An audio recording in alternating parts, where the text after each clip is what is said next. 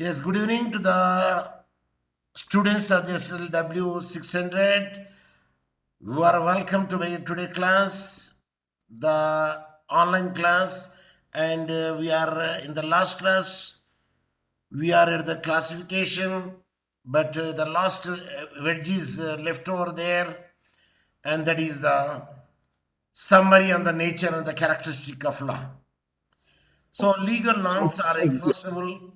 That is one of the characteristics of law. Legal norms regulate human conduct in that they are guide to human behavior. It is also one of the character of the.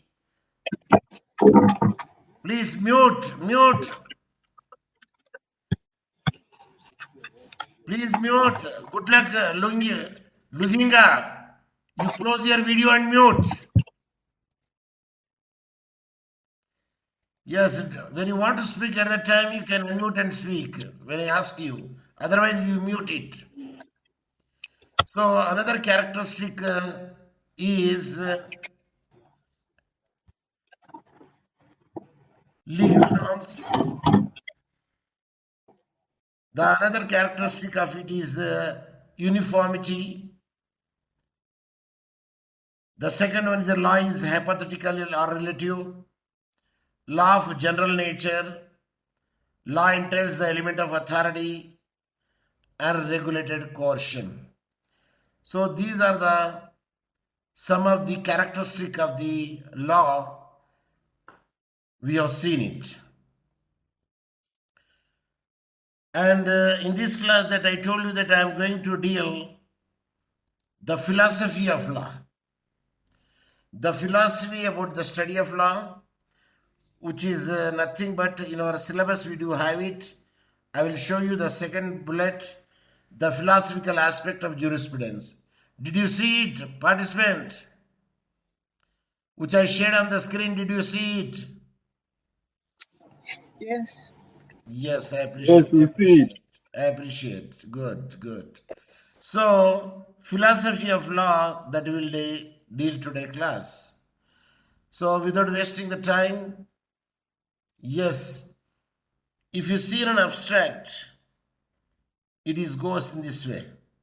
And this is one of the article written by the Indian, but doesn't matter because jurisprudence is a cross-boundary course. What is jurisprudence? Say, jurisprudence is a cross-boundary course. Did you understand what it means? Anyone can unmute and give me the answer. Anyone can unmute and give me the answer. Sir, what answer, sir? Jurisprudence is a cross-boundary course. What it means? Philosophy of the law. I am not asking the meaning of the jurisprudence. I said the statement, jurisprudence is the cross-boundary course. What it means? If you know it, you tell me. If you don't know it, you say pass on. I will give you the answer. Don't waste the time. Pasa. Yes. We say it's a cross-boundary course because 2 into 2, how much?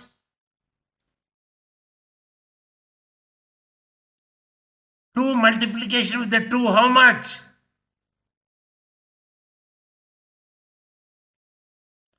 Why you are keeping quiet? 2 multiply with the 2. How much it is equal to? 4. 4. 2 into 2, 2 multiplied by 2 is equal to 4. Either you do it in India, it is a 4, or you do it in Tanzania, it is a 4, you do it in America, it is a 4. Am I right? Yes. In the same manner, jurisprudence also cross-boundary course either you study in Tanzania, you study the same thing, you study in the Japan, you study the same thing, you study in the China, you will study the same thing. Is it clear? Somebody did not mute it. I am getting the sound.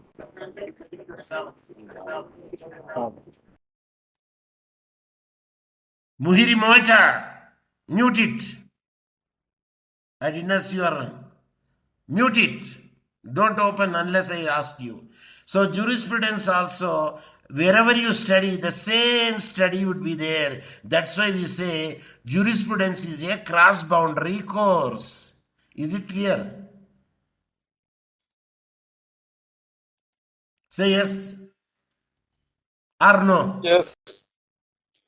If you know it, if you understood it, you say yes. If you did not understand it, you say no. If you don't know, you say pass on. No, sir. No, sir. You did not understand. Jurisprudence is a cross-boundary course because, like a mathematics, 2 multiplied by 2 is equal to 4. Either do it in Tanzania, or 2 multiplied by the 4, either do it in Nairobi, or 2 into 4 into 2 is equal to 4, either do it in India. In the same manner, it is like a science, it is like a mathematics, the jurisprudence also cross-boundary course. Either you study in Tanzania, the same you study in the Japan, you will study, no change at all. Did you get my point?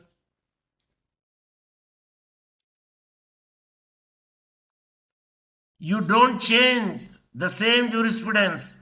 What the Salmon said, what the Austin said, what Hart says, what the law is there, what Aristotle says, the same thing you'll study. Either you study in the Japan, you study in the Tanzania, you study in the America. Is it clear? Is it clear? No. Yes. No.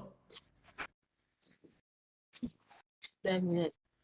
The reason is, it is a scientific method of study, it is a philosophical method of study, it is the mother of the science, and hence it is the same everywhere, but it is not like land law. Because land law of India is different, land law of America is different, land law of Tanzania is different.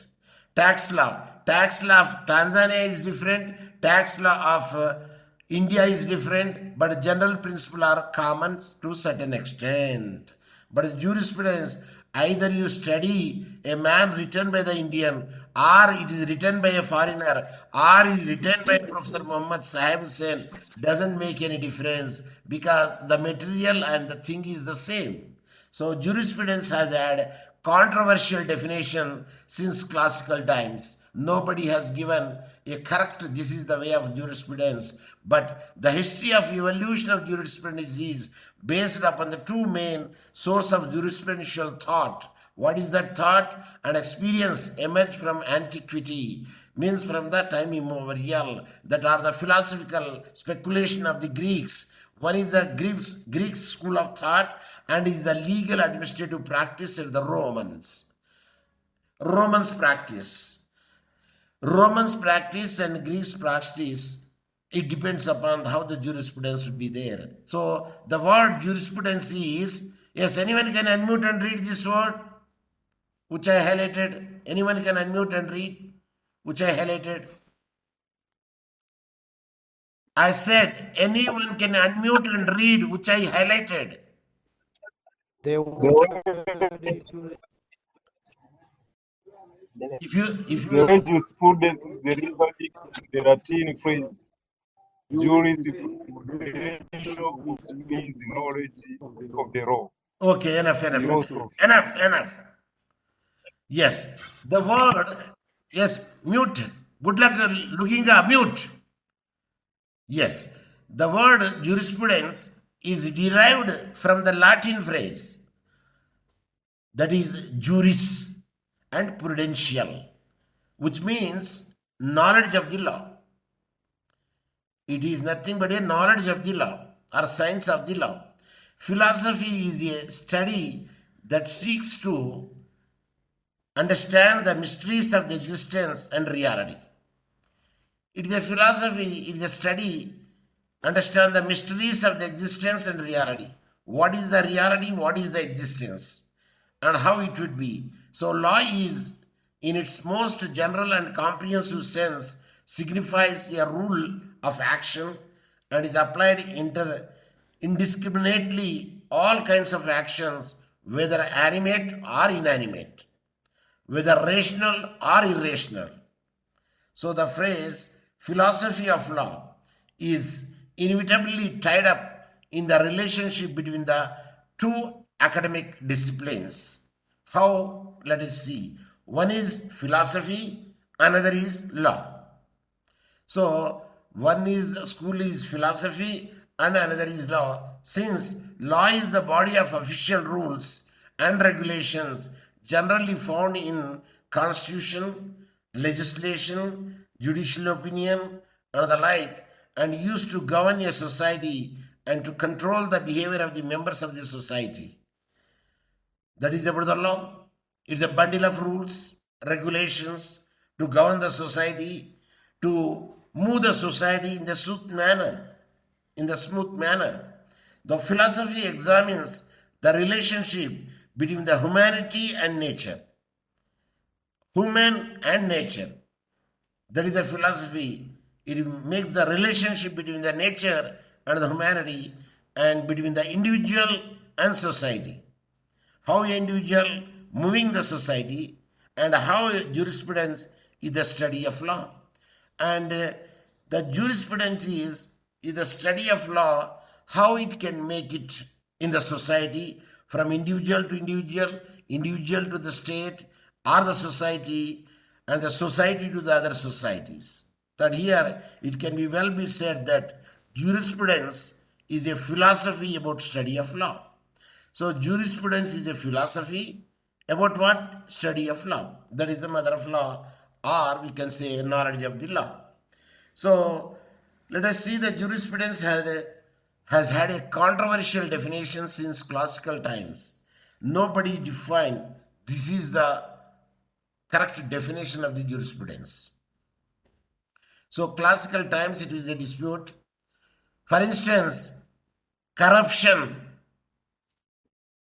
It is from time immemorial. Did you get my point?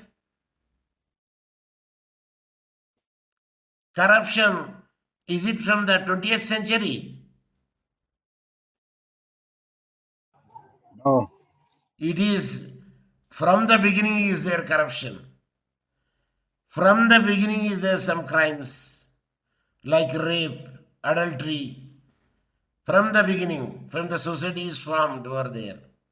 So it's the classical times it would be there. Until today, that nobody defined this is the jurisprudence. Everybody says about beating around the bush. So in civil law countries, jurisprudence is a technical term referring to a settled course of judicial decisions. And civil law countries, and everybody knows where the civil law is applicable. Like, give me the example of the civil law country. Unmute and give me. Say, Tanzania. No. But say something. France, France, Russia, Italy, and some of the European countries, Eritrea, Ethiopia, these are all civil law countries where civil code is applicable. And the civil law countries, ex-France, Italy, they use the term jurisprudence is a general honorific designation for the more ordinary term law.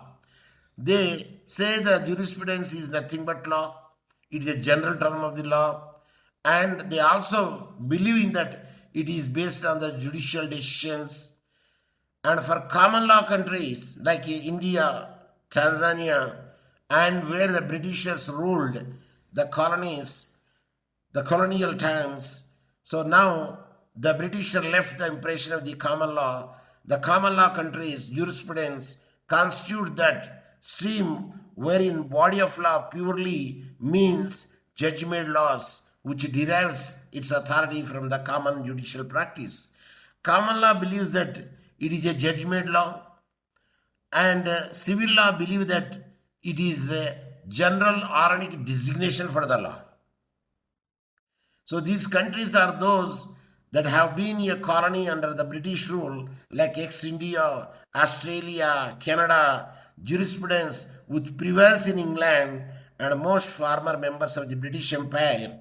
Jurisprudence as a separate stream has a great utility and also contributed immensely to Indian judicial decisions, in which trace of thoughts of different law schools can be seen. So, a jurisprudence is a mother of law, the science of law, the origin of law, and where how a philosophy of law can be studied. So, different schools of thought would be there that makes the thinking of a law is for what purpose. So, this is an article written by one of the student of the Chanakya National Law University. It is there in Patna. So courtesy goes to him. He has written a so beautiful way that what is the jurisprudence. So let us see the jurisprudence historical overview. The history of the evolution of the jurisprudence is based upon two main sources of jurisprudential thought and experience emerged from the antiquity. What is those two? These are the philosophical speculations of Greeks and the legal and administrative practice of Romans. So two schools of thought, they say it is the philosophical speculations and calculation, hence idea of the Greeks, and the legal and administrative practice of Romans. Greek speculation on the nature of law centered in the question of whether law exists by nature or by convention. The oldest civilization is a Greek civilization or Roman civilization? Yes? Did you understand my question? The oldest civilization. No.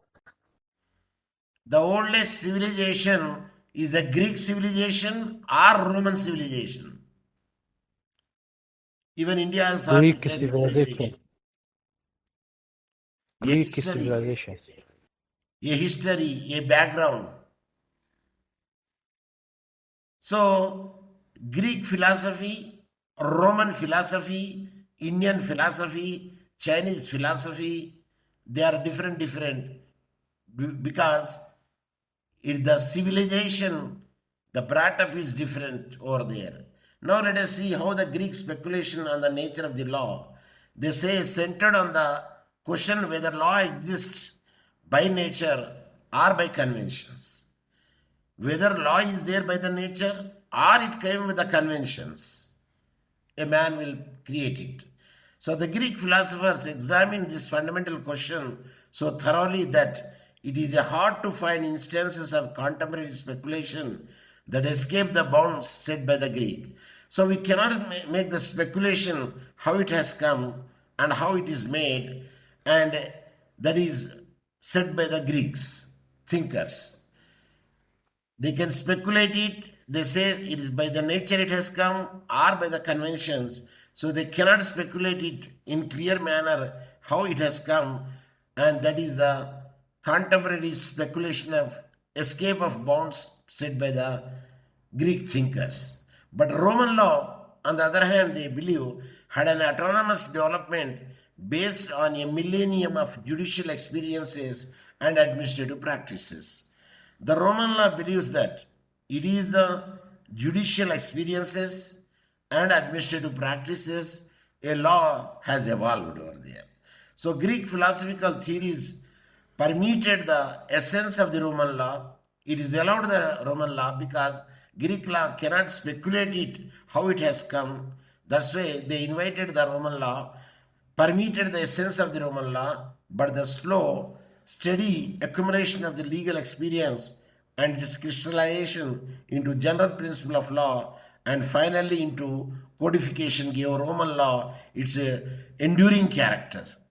So Greek philosophy could not speculate it how it has come. That is the reason they allowed the Roman philosophical thought, that is a judicial practice and judicial decisions and administrative practices and judicial decisions, and slowly they permitted, which Greek philosophy permitted the Roman law, and the Roman law made into a codified law in enduring character. A codification is made. For the Romans, jurisprudence always remained an eminently practical study. So Roman believe that it is a practical study would be there because every action in the society is codified in the codification form, so that a society with the individuals or individual with the society and a state with the society or a state with the individual or individual with the state could run in a smooth manner. So that's why codification has come by the blessings of the Roman law. So there's two sources, namely Greek theories and nature of justice. Greek believe that it is the nature of justice, and the Roman experience is political administration or political practice, administrative practice or the judicial decisions became after religion and the most dominant aspect of medieval culture.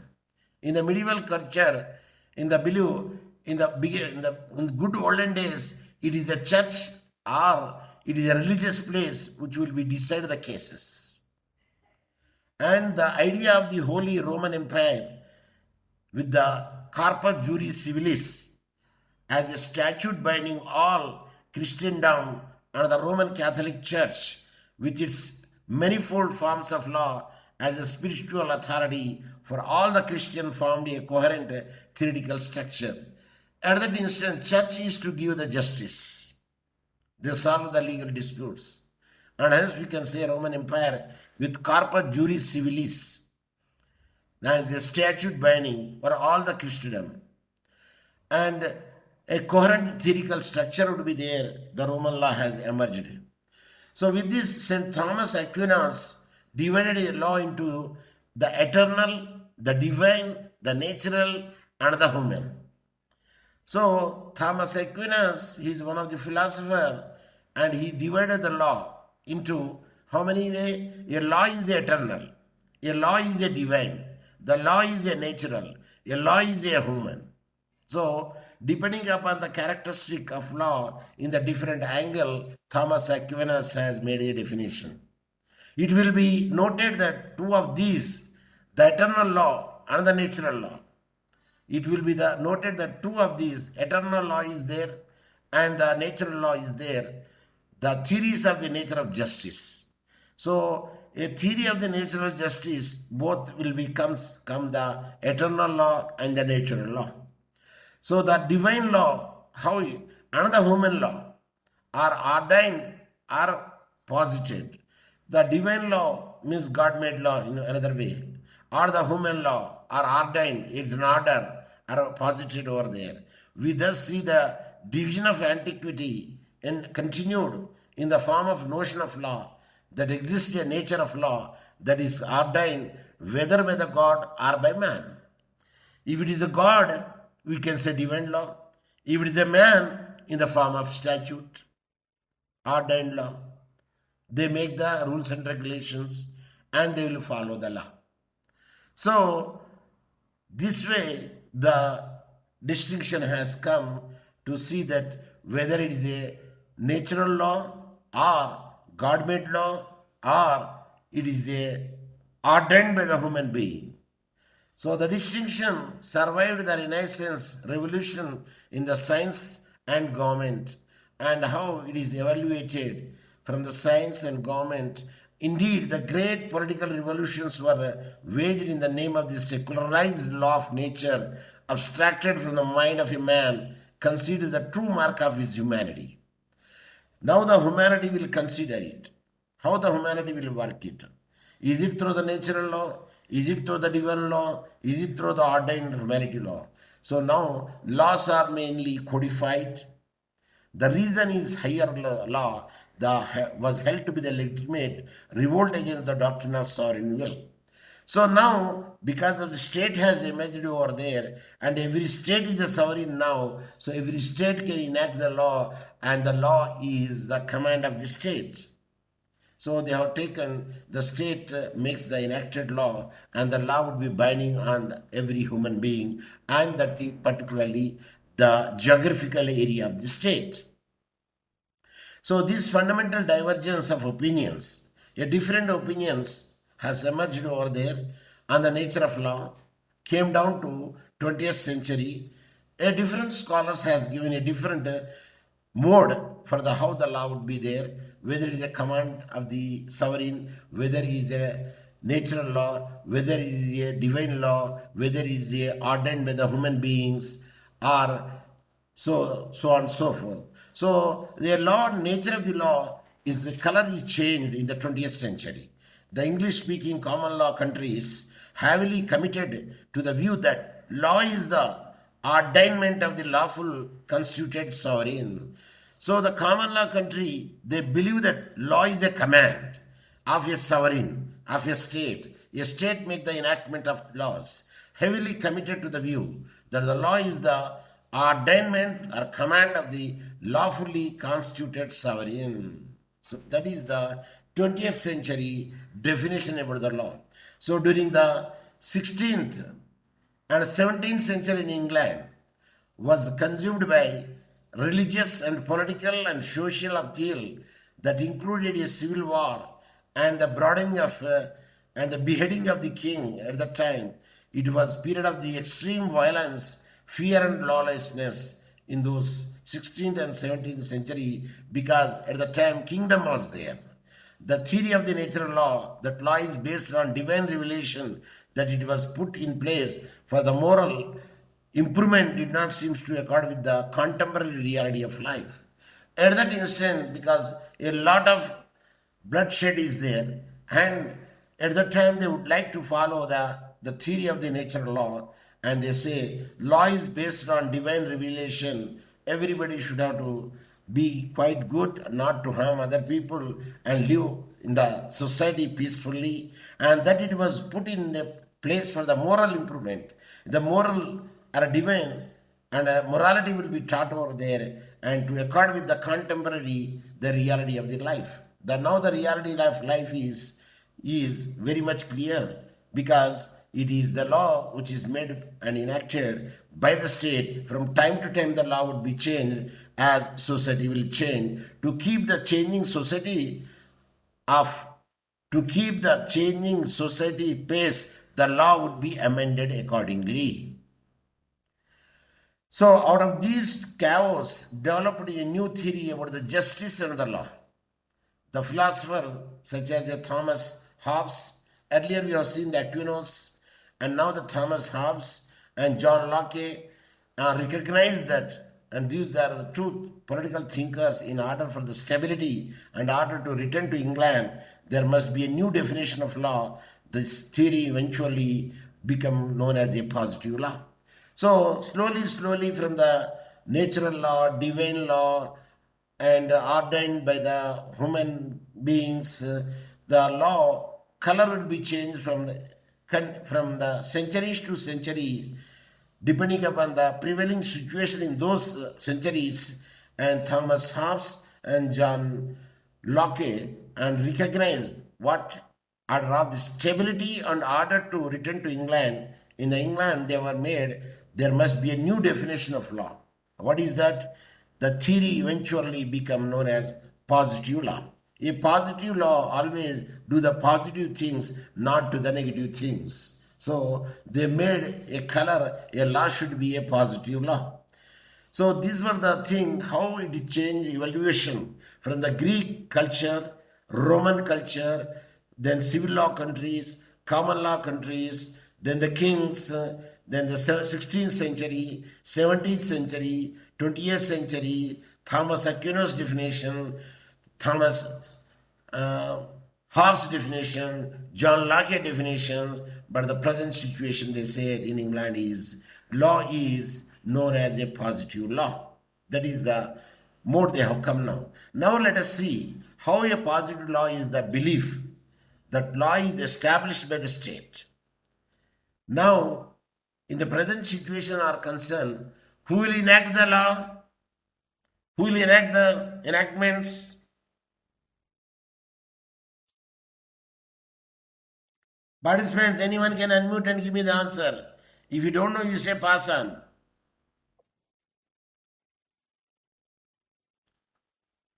Participants, Pass anyone on. can unmute and give the answer. If you don't know, say pass on. State. It is the parliament, it is the legislatives. Of course, depending upon the type of the government, it is the state government or the central government. So, depending upon that one, the central laws are passed by the central government and the state laws are enacted by the state legislatures. But a state legislature, they don't have that much capacity to understand the law. So, a law ministry is there separately, and the people are made expert in the law, and they will be recruited over there to make the bills, to make the laws, to make the ordinances, to make the things, so that it will be turned into from the bill passed by the both the houses or by the parliament, and assent of the president is taken, then it will be become a act. So now the act making is different, but earlier the acts are, but the laws are in a different nature, they followed it. So the state, for the benefit of the state as a whole, they will make the enactment of the law. And here state means either the state government or central government, no matter. State means in one way, in another way, we can say country also. Am I right?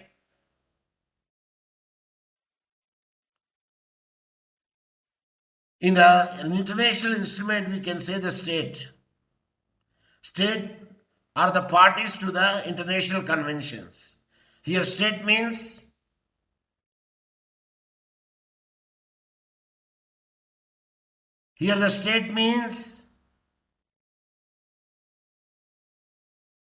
country. Participants, are you there? Say yes. Yes. Yes. But yes, but you are not giving the reply. So state means country. The states are the parties to the convention means countries are the parties to the convention. So that is the point. Positive law has no moral purpose other than to ensure the survival of the state and its citizens. The characteristic of the positive law means no moral purposes, no morality there, no ethical values there, no. A law is law, rule is rule. Then ensure that survival of the state. A state could be survived and its citizens. And that's why they say a positive law is a command, it is not the morality. So obedience to the law is no longer a matter of conscience. No, when you like it, you obey the law. When you don't like it, you deny the law. Or you breach the law. No. Law is a command. Once it is said.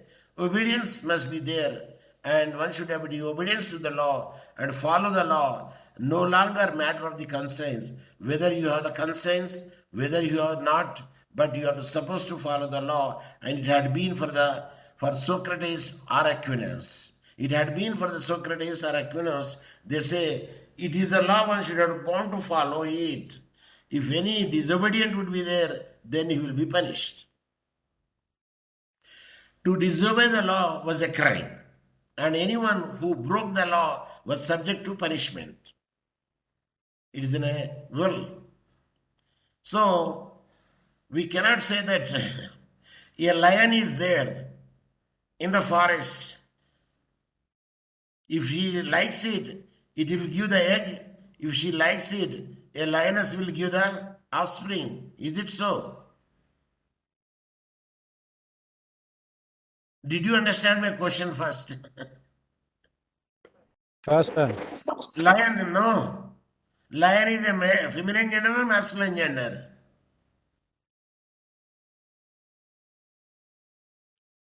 Lion is a feminine gender or masculine gender? Masculine. What is the feminine gender?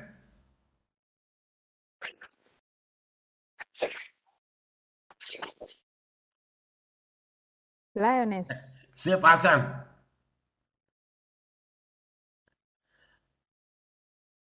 Say Pasan. What Person. is masculine gender? Anyone?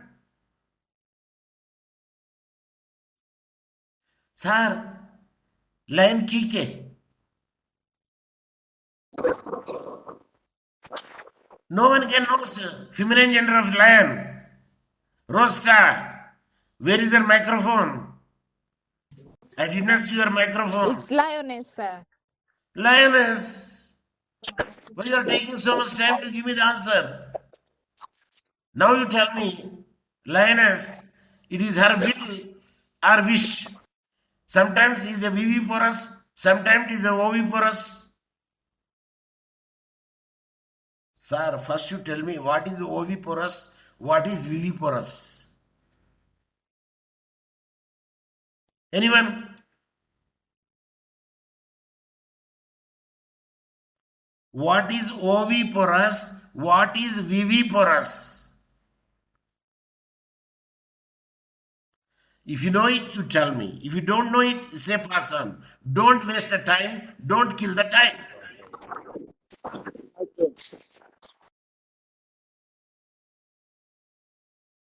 Participants, either you give me the answer or you say pass on. Herbivorous. Omnivorous. That means it eats everything. And It's only herbivore eats grasses. grasses. If you speak, speak at a time. If you don't speak, you don't speak at all. Okay, only one can speak now. Male, do may speak. Omnivorous is the one that eats all things. And the herbivorous, the one that eats grasses only. I did not say herbivorous. I did not say carnivorous. I say oviporous, viviporous.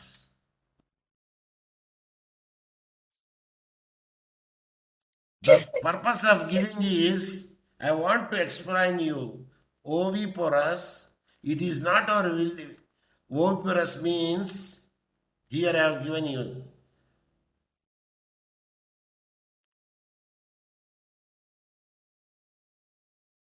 It's buffering. Did you see here oviporous? Oviparous. An animal producing young by means of eggs which are hatched after they have been laid down by the parent as in birds. It is called oviparous. Means it will not give the eggs, it will not deliver the eggs. It will only give the eggs. The eggs are hatched later on, it becomes a body. That is oviparous. And viviparous means, why I am giving, I will tell you that. Viviparous means an animal bring forth the live young which have developed inside the body of the parent. It is the body in the womb. It will be developed and it will be delivered later. Now you tell me, man is a oviparous or a viviparous? A human being, a female.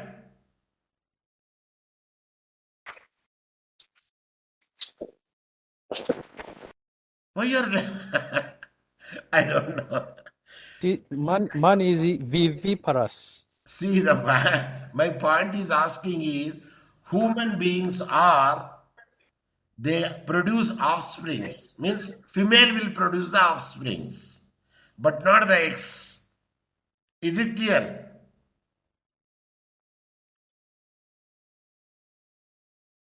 Is it clear? Yes. What I am giving this example to is, it is not your will and wish. Nature will give you a particular thing, you have to follow it. That is the command. Sometimes we cannot, a snake is there. Can the snake is a oviparous or viviparous?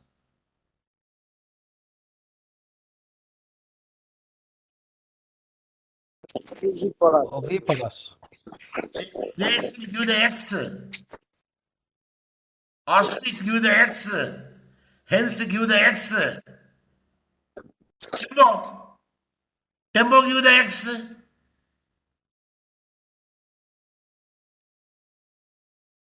Tembo. It is a offspring animal. So here what I want to say is, a law is a command and one should have to obey it. It is not the whims and fancies of a person. If any person who violates it, and he will be punished. It is not like it's a command, it is. It is your wish. A lioness cannot give sometimes the eggs, and a lioness cannot give sometimes the young one. The lion will give always a young one. It is a rule of law. It is the command of law. It is the nature of law. And where one cannot go against the nature. So some people say law is a command of the state, and some people say law is the command of the nature. Of course, both are right in their own perspective. Both are right in their own perspective, thinking. So that is the point. Here I want to say positive law is a belief that is established by the state. If anybody cannot make it his whims and fancies, positive law has no moral purposes other than the ensure the survival of the state and its citizens, and the condition that human laws conform in certain standard of morality and justice in order to be the valid abundant. The only real morality in the human obedience to state law. There was no longer a debate over who had authority over the law, and the church or the state. No. From this point forward, the church would always be subservient to the laws, but put forward by the state. But earlier, the church has to play a major role in the administrative of the justice. But now, it is not the church. Now it is the state would make it out. So it is not the whims and fancies to change the law according to your own methods. It is you have to command it, you have to obey it. If anybody disobeys it, and he will be punished, because law is the command to see between the humanity or the society and the state, is the relationship would be there. So that is the positive law of thinkers. Then jurisprudence as a philosophy of law. A jurisprudence can be defined as the study of law, or it is a type of science and explores the creation and application and the enforcement of laws. So jurisprudence is the study of theories and philosophies regarding law is concerned. If you understand the theories and philosophies behind law, then we can better understand our laws. The word jurisprudence is derived from the Latin phrase that is a jurisprudentia, that is the science of law, and this means knowledge of the law or the science of the law. And it can also be defined as the jurisprudence is the science or the philosophy of law. And Sarman has defined jurisprudence as science of the first principle of civil law. So his definition is there. What he says, science of the first principle of civil law. A law is a first principle of a civil law is concerned.